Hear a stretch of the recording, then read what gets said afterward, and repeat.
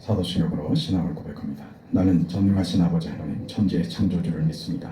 나는 그의 유일하신 아들 우리 주 예수 그리스도를 믿습니다.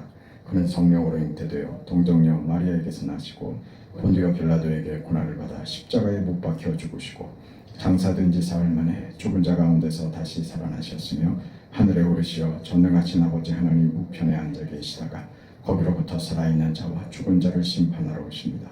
나는 성령을 믿으며 거룩한 공교회와 성도의 교제와 죄를 용서받는 것과 몸의 부활과 영생을 믿습니다. 아멘. 218장 찬송합니다.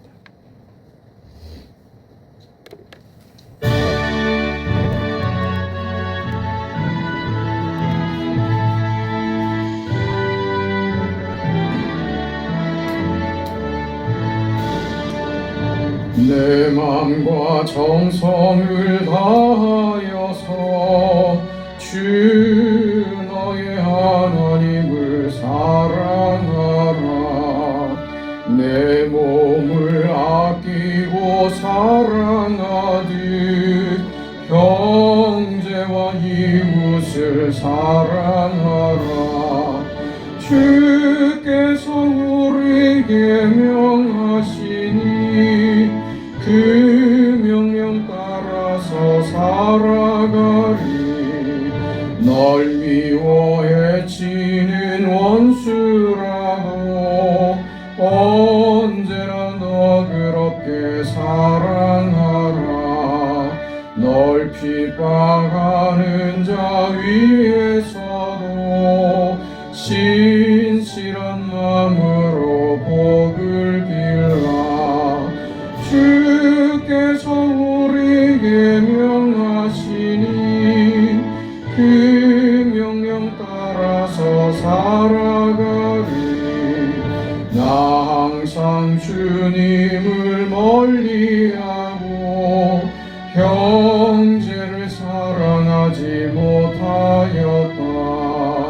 이러한 죄인을 사랑하사 주께서 몸버려 죽으셨다. 속죄의 큰 사랑 받은 이 몸 내 생명 다 바쳐 충성하리. 아멘. 하나님의 말씀 사사기 20장입니다. 사사기 20장 8절에서 11절까지 말씀 보겠습니다.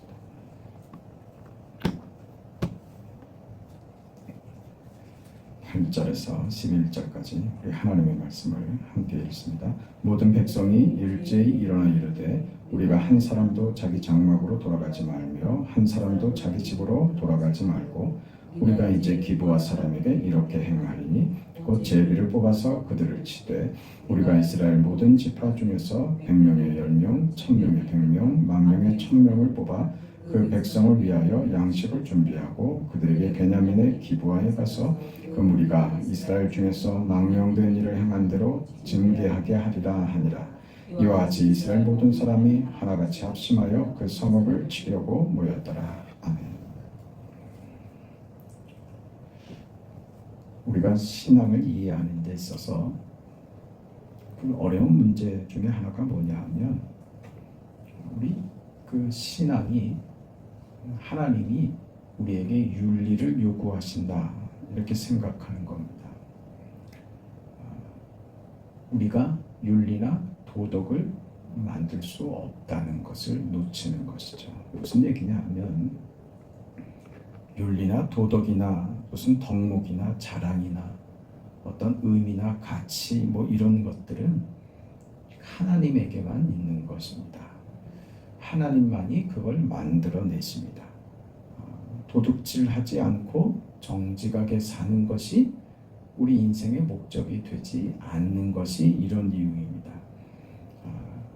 우리가 정직하게 사는 것이 잘 사는 것이다. 그게 신앙으로 사는 것이다. 그런 이해로 우리 기독교 신앙을 이해할 수 없습니다. 무슨 말이냐 하면 정직하게 사는 것, 도둑질 안 하고 사는 것이 우리 신앙의 가치가 아닙니다. 그거 하려고 하나님 믿는 게 아니다. 그 말입니다. 다시 말해서 하나님과 분리된 채로 정직하게 살 수는 없는 법이다. 그 얘기입니다. 하나님과 연합되어 하나님으로부터만 공급되는 것으로 사는 것이 신앙이지, 우리 인생의 세상의 어떤 그 정의롭고 옳고 정직하고 도덕적이고 하는 것이 우리 인생의 가치가 아니라는 겁니다. 또다시 얘기해서 이 정직이니 그 무슨 윤리니 도덕이니 하는 것이 왜 우리에게 없겠습니까? 그렇게 사는 자들이 있죠. 왜 없습니까?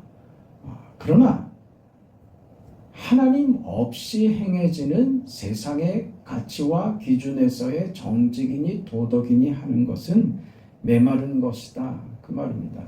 무엇을 만들어내지도 못하고 그것으로 하나님과 관계된 어떤 영광도 생산해내지 못하는 것이다. 이 말입니다. 그러니까 중요한 것은 우리가 하나님과의 관계 속에 있을 때 무엇이든지 영광되며 감사가 되며 하나님 안에서만 그것이 생산되고 발견되는 것이지, 하나님 없이 행해지는 어떤 도덕적이고 어떤 정직한 것이라도 그것은 허망한 것이 되버리고 만다. 영광도 없고 부요함도 없고 그냥 메마른 것이 된다. 그 말입니다. 그래서 하나님이 없고 하나님 없는 상태에서 윤리가 시행이 되면 공포가 나오는 겁니다. 오늘 본문이 그 얘기를 하는 것입니다. 시체를 토막을 내고 보복을 하려고 전 국민이 모여서 칼을 뽑아듭니다. 울며 금식하며 잘못을 제거하자고 무시무시한 살육을 저지르려고 듭니다. 어떤 온정도 없고 따뜻함도 용서도 끌어안음도 어떤 기쁨도 그 안에선 찾을 수가 없습니다. 칼부림 외에 남는 것이 없죠. 그러나 저들은 이 일에 진심입니다. 이 일을 위해서 종교적 열심을 냅니다. 지금 이것은 하나님하고 아무 관계없는 겁니다.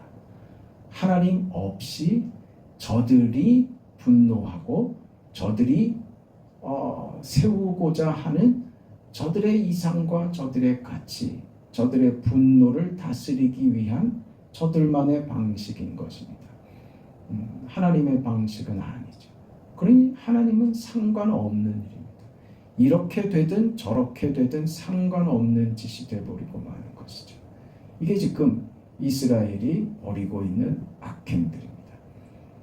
우리는 하나님을 조정하려고 들고 우리가 정해놓은 가치와 어떤 명분을 위해서 하나님을 사용하려고 드는 이스라엘을 지금 보고 있는 것입니다.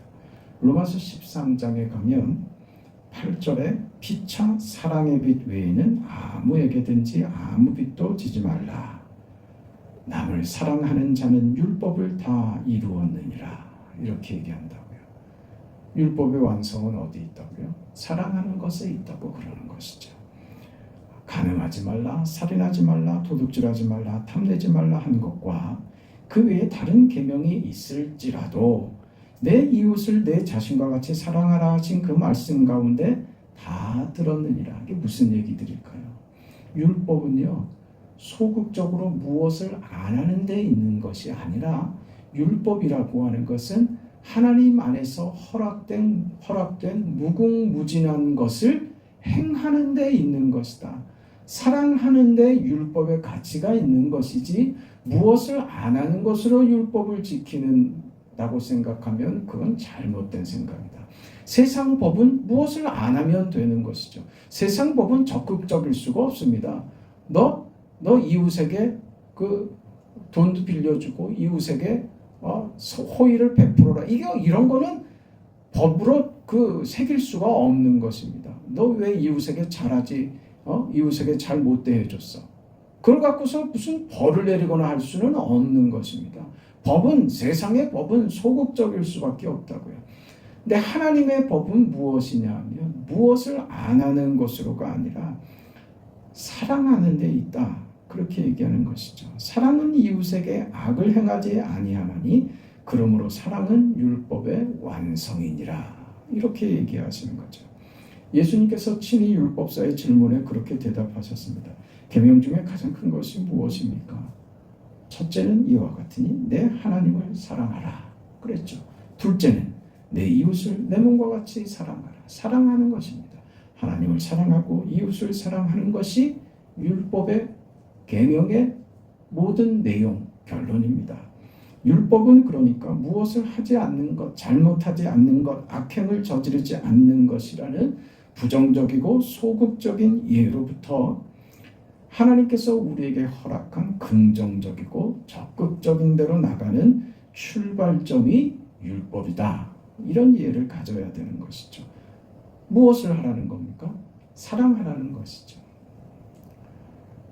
그래 지금 이스라엘은 이 공포스러운 이 현실 앞에서 그것을 바로잡는 방법으로 죽이는 것 외에는 할 수 있는 게 없습니다. 옳은 것이 도대체 무엇인지, 무엇이 정의인지, 무엇이 하나님의 뜻인지 온통 뒤죽박죽 되어서 진리를 잃어버리고 기준을 잃어버린 그런 시대의 전형들입니다. 그래서 사사시대를 그 요약하는 한마디의 그 말이 그 사사기 내내 등장하는데 그때는 왕이 없으므로 저마다 자기 소견에 옳은 대로 행하더라. 이게 사사기의 핵심되는 문제였습니다. 저마다 자기 소견에 옳은 대로. 그게 뭐였습니까? 세상적 기준이죠. 세상의 가치죠. 그걸 우리는 계속 뭐라고 봤어요? 힘이라고요. 내가 힘이 있어야 나도 지키고 자식들도 지키고 그래서 힘을 얻기 위해서 발버둥 치죠. 그런 세상 속에서 힘을 추구하고 자신이 중심이 되고 모든 이해와 모든 가치의 중심에 자신이 있을 때 상대에 대해서 어떻게 나오더라 이렇게 폭력적으로 나오더라 그 말입니다. 우리가 믿음으로 산다는 것은 그래서 거짓말을 안 하는 것이 아니라 사랑하는 것입니다. 사심이 없는 것으로 다가 아닙니다. 우리는 근데 내 무슨 욕심이 있어서 그러는 거 아니야. 나는 아무 욕심도 없어. 난 사심이 없어. 그래서 자기의 생각과 행동을 정당화시키려고 하는데 성경을 알고 그 말을 들으면 이게 웃기는 말이라고요. 사심이 없다고요. 그래서 사심이 없으면 뭘 해도 된다고요. 내가 내 욕심으로 그러는 거 아니면 내 감정으로 그러는 거 아니면 뭐 아무렇게나 해도 된다고요. 그런 거 없습니다. 사심이 없다고 하는 것이 중요한 게 아닙니다. 사심이 없는 것으로가 아니라요. 이건 유대주의고 율법주의라고요. 사심이 없는 것이 아니라 거기에 하나님의 사랑과 지식과 생명의 풍부한 것을 거기 채우라는 겁니다. 그래서 하나님의 자랑과 영광이 넘쳐나는 것, 그것이 우리가 가져야 되고 품어야 되고 살아내야 할 우리의 내용이 되어야 합니다. 사심이 없다고요? 그거 아무것도 아니다 그 말입니다. 세상을 보면 흠잡을 수 누가 흠을 잡거나 흠이 잡히거나 하면 이것밖에 답이 없습니다. 그럼 뭐라고 합니까? 나 안 할래. 그걸로 끝이에요. 무슨 능동적이고 생산적이고 무슨 창조적인 뭐가 안 나온단 말입니다. 너무나도 가난하다 이거죠. 그 나 안 할래는 뭐예요? 나 안 할래. 너에게도 나 어떤 도움도 주지 않을래. 안 해버리고 말래. 그게 다란 말입니다. 우리는 그런 인생으로가 아닙니다. 나도 죽고 너도 죽자. 나에게 이익이 안 된다면 나 차라리 안 할래. 그런 가난하고 그런 어리석은 해결책으로 살아가는 것은 우리 신앙이 아니다 그 말입니다. 우리 신앙은 하나님은 우리에게 여기에 대한 답을 주십니다. 세상이 말하는 식으로 잘못하면 죽이고 죽고 하는 것 외에는 다른 방법도 희망도 없는 이 세상 속에서, 웃을 수가 없는 이 세상 속에서 교회는 답을 가지고 있는 겁니다. 그 속에서 교회는 뭐 하라고요? 사랑하라고요. 죽고 죽이는 세상, 너를 죽이지 않으면 내가 죽어나가는 이 세상 속에서, 그래서 빨리 공격하고 빨리 죽이려고 드는 이 세상 속에서 하나님은 그 법칙과는 정반대되는 하나님의 법칙을 들고 오셨죠. 세상의 방식, 세상의 질서가 아닌 하나님의 질서를 들고 오셨죠. 그게 뭡니까? 십자가죠. 죽여야 되는 세상에서 자신이 죽으시는 것이죠. 그렇게 해야만 하나님의 것이 나옵니다. 그 방식으로만 하나님이 기뻐하시는 정직과 도덕과 윤리와 아름다운 것과 복됨과 영광과 감사와 찬송이 거기에서, 그 방식, 그 하나님의 질서에서만 나온다 하는 것이죠. 이 진리와 이 해답을 우리는 가지고 있다 그 말입니다. 그러니 우리는 다르게 살아야 한다는 것이죠. 교회가 이걸 모른다면, 교회가 이걸 하지 않고 있다면, 그때 신자된 우리도 무엇을 요구하냐 하면 교회에게도 정치력을 요구한다는 말입니다. 우리는 동일한 이런 세상의 법칙 속에서 부활과 생명과 용서와 사랑을 가지고 있는 자로 존재하고 있는 것입니다. 그렇게 모이는 것입니다. 죽음밖에 없는 세상에서, 그래서 교회가 도피처가 되는 것입니다.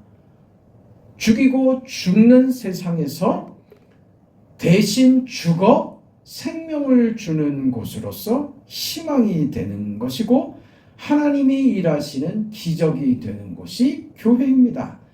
교회는 그래서 다릅니다. 교회는 생명이 이깁니다. 세상은요, 사망이 이기는 것입니다. 그래서 우리는 무엇을 안 하는 것이 아니라 무엇을 하는 것이죠. 사랑하는 것이죠. 그게 교회입니다. 그러니 신자된 우리는 늠름하셔야죠. 세상 속에서, 그것밖에 모르는 세상 속에서, 가난한 세상 속에서 다 가진 자로, 무엇이든지 할 수 있는 자로, 무엇이든지 받아줄 수 있고 무엇이든지 품을 수 있는 자로서의 늠름함, 그 여유 말입니다. 그걸 가지고 있어야죠. 율법이 무엇을 안 하는 것이 아니라 사랑하는 것이다 그랬습니다. 그 사랑은요, 혼자 하는 것입니까? 아니요. 사랑은 혼자 할 수 없다는 독특한 특성을 가집니다. 대상 없는 사랑은 그야말로 거짓말이 돼버리고 맙니다. 사랑을 하면 사랑하는 대상에게 무엇을 해야 되는 것입니다. 사랑은 이웃에게 악을 행하지 않는 것이다. 이건 부정적인 표현이죠. 그러니까 사랑은 어디로 나가야 되는 거예요? 악을 행하지 않는 데서 그치는 것이 아니라 이웃을 사랑하는 것까지 나아가야 그게 사랑인 것이죠. 고린도전서 13장 생각나시죠? 내가 사람의 방언과 천사의 말을 할지라도, 네가 무슨 대단해 보이고 무슨 정의롭고 네 인생이 아주 고상한 것을 추구하는 아주 그렇게 네가 높은 어떤 이상과 명분을 가지고 있다 할지라도 사랑이 없으면 소리나는 구리와 울리는 꽹과리가 되고, 내가 예언하는 능력이 있어 모든 비밀과 모든 지식을 알고 또 산을 옮길 만한 모든 믿음이 있을지라도 사랑이 없으면 내가 아무것도 아니요, 내가 내게 있는 모든 것으로 구제하고 또 내 몸을 불사르게 내줄지라도 사랑이 없으면 내게 아무 유익이 없느니라. 아무리 가치 있는 것을 가지고 있고 그것을 채우고 있다고 할지라도 그것이 너의 이웃에게, 너 옆에 있는 사람에게 유익이 되지 않는다면 그거 아무 소용없는 것이다, 이렇게 말한 겁니다. 너희가 혼자 독립적으로 분리돼서 스스로 가치를 창출하고 확인할 수 없는 것이다, 이렇게 말하는 거예요. 무엇으로 확인한다고요? 상대로 내 인생의 가치를 확인하는 것이란다, 이렇게 얘기하는 거예요. 네가 상대에게 유익이 되고 상대에게 즐거움이 되며 너의 행위로 상대가 만족하고 행복해하는가? 그것이 너의 삶이고 너의 정체성이고 너의 가치다. 이렇게 얘기하는 거예요. 혼자 잘나서 말은 그럴싸하게 하는데 상대를 괴롭히는 것이 되는 것을 무시한다면 그게 내 실력인 거예요. 아무것도 안 하고 있는 것입니다. 그게 믿음이라니까요. 아무 소용도 없는 헛된 믿음이야. 말만 있는 믿음이라는 겁니다. 아무 명예도 없고 아무것도 행하지 않는 우리 믿음은 우리가 관계하고 있는 상대를 통해서 마치 거울처럼 반사되는 겁니다. 그렇게 확인되는 겁니다. 스스로 나는 괜찮다. 거기에 아무것도 없다니까요. 누구를 사랑하는 것, 누구를 사랑하는 것이죠. 근데 보세요. 사랑은 상대적인 겁니다. 상대가 있는 것입니다. 그러면 반대로 상대가 내게 호의를 베풀 때 나 됐어요. 그럼 뭐 하는 거예요? 거부하는 거죠.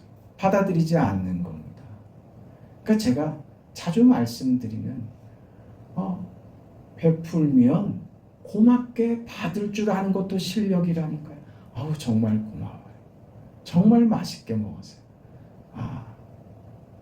늘 나를 이렇게 유쾌하게 하고 행복하게 해주시네요. 참 감사합니다. 이거 감사를 할 줄 알아야 된다니까요.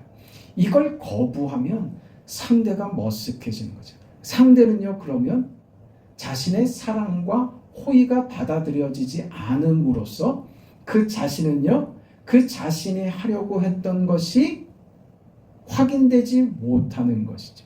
그 사람의 잘못도 있지만 받지 않는 사람의 잘못도 있는 거예요. 그러니 사랑해라 라고 하는 말에는 이게 다 포함이 되는 겁니다. 내가 상대에게 호의를 베풀고 어떻게 확인된다고요?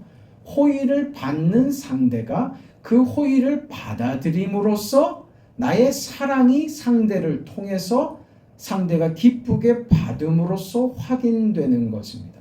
이게 억지로 되는 게 아니더란 말이죠. 내가 호의를 베푸는데 상대가 받지 않는다면 그건 내가 억지로 호의를 베풀려고 되는 것 아니었는지 생각해야죠. 사랑은 그러니까 강제로 되는 것이 아닙니다. 상대적인 거죠. 이게 어렵습니다. 나는 진심인데 왜 너는 내 진심을 몰라주냐. 그렇게 강제로 해서 얻을 수 있는 것이 아닙니다. 이걸 서로 잘해야죠. 잘해야 됩니다. 무조건 호의를 베푼다고 그것이 상대에게 도움이 되리라고 무조건 생각한다면 그건 또 어떤 의미에서 나의 폭력이 될 수도 있는 겁니다. 상대를 위한 것인가? 상대가 이 일로 상처받지 않는가? 상대가 나의 이 호의로 정말 유쾌하고 즐겁고 좋은 결과가 되는 것인가를 살피고 호의를 베풀 줄 알아야 되는 거죠. 그러니까 사랑이라는 것은 언제나 상대를 향한 것이지 내 만족에서 시작된다면 그건 사랑 아니다 그 말입니다. 이런 공동체가 되어야죠. 주고 기쁨으로 받고 또 나누고 할 때 이게 우리의 명예가 되는 겁니다.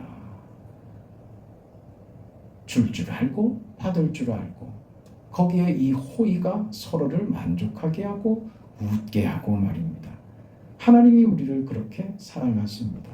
우리를 위하여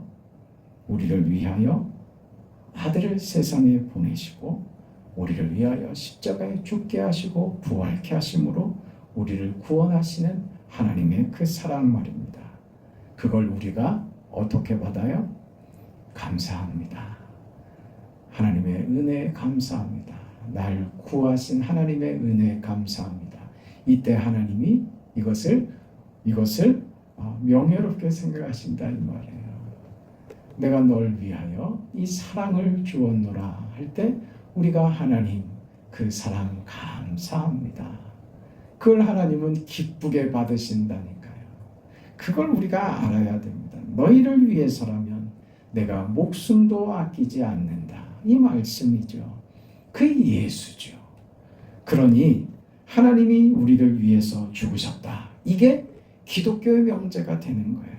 내가 천사가 되는 한이 있어도, 내가 모든 지식과 비밀과 모든 신비와 무슨 뭘 다 가지고 있어도, 내가 구제하고 옳고 잘났고 몸을 불사르게 내어줄지라도 그것이 너의 이웃과 너의 옆에 있는 사람과 연결되어 있지 않다면, 내 이웃의 항복을 받아내고 감사를 받아내고 기뻐함을 받아내지 못한다면, 너의 행위로 상대가 기쁨을 누리고 행복해하며 감사해하지 않는다면 그거 아무것도 아니다, 그 말입니다.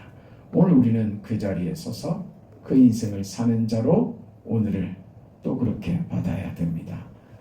사랑하시죠. 그리고 그 사랑을 기쁨으로 받으시죠. 그 안에 넉넉함과 여유와 세상의 법칙이 아닌 죽고 죽이는 것으로밖에 결론을 내지 못하는 사사시대의 이 비극을 보면서 오늘 이 시대, 세상의 법칙, 세상의 길, 세상의 방식이 아닌 살리는 쪽으로 용서하고 사랑하는 것으로 우리의 신앙과 기독교 진리를 확인하는 그런 복된 인생들, 거룩하게 살아내는 복된 날 되시기를 주의 이름으로 축복합니다. 거룩하시고 자비하신 영광의 하나님, 이 거친 세상 속에서 우리가 믿음을 지키고 산다는 것이 무엇인지 알게 하시니 감사합니다. 가난한 신앙, 배고픈 삶이 되지 않게 하시고 하나님이 허락하신 이 여유와 넉넉함으로 무엇을 안 하는 것으로 그저 벌은 면하자, 그런 가난한 쪽으로 가지 않게 하시고 하나님이 우리에게 주신 것이 얼마나 크며 신비로우며 위대한가를 알아서 그 믿음으로 세상 앞에서 적극적이고 창조적이며 생산적인 사랑하는 자의 삶으로서의 그 명예와 그 영광을 누리고 살아가는 사랑하는 성도들 다 되게 하여 주시옵소서. 예수님의 이름으로 기도합니다. 아멘. 하늘에 계신 우리 아버지여, 이름이 거룩히 여김을 받으시오며 나라가 임하시오며 뜻이 하늘에서 이루어진 것 같이 땅에서도 이루어지이다. 오늘 우리에게 일용할 양식을 주시옵고 우리가 우리에게 죄진 자를 사하여 준 것 같이 우리 죄를 사하여 주시옵고 우리를 시험에 들게 하지 마시옵고 다만 악에서 구하시옵소서. 나라와 권세와 영광이 아버지께 영원히 있사옵나이다. 아멘.